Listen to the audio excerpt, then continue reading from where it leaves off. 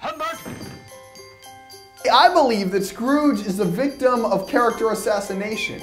Ebenezer Scrooge is portrayed as a greedy curmudgeon who imposes social injustice onto Bob Cratchit. But that is only one side of the story. It's time we set the record straight.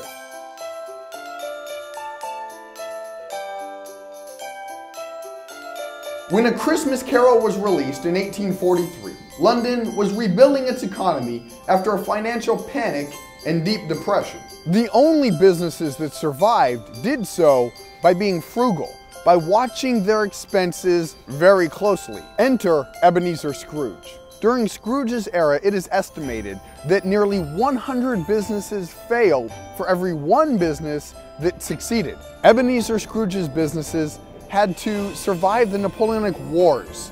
They had to adapt to the Industrial Revolution, and they had to make it through several severe economic depressions. And Scrooge survived.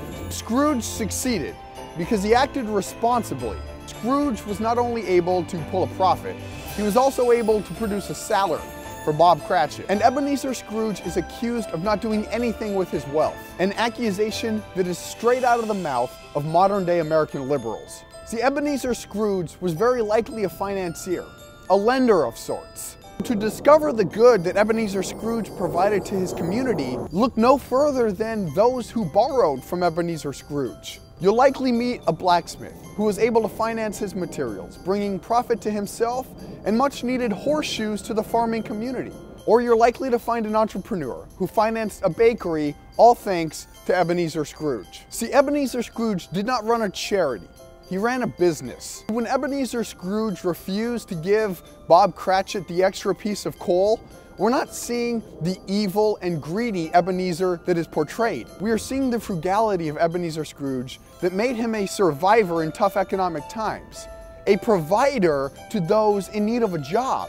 American liberals might attack Scrooge for not paying Cratchit a living wage, 15 shillings per week. But it is actually on par with many low-skill positions of its time. And it's undeniable that if Cratchit's skills were worth more to anyone, there would be an employer willing to pay more.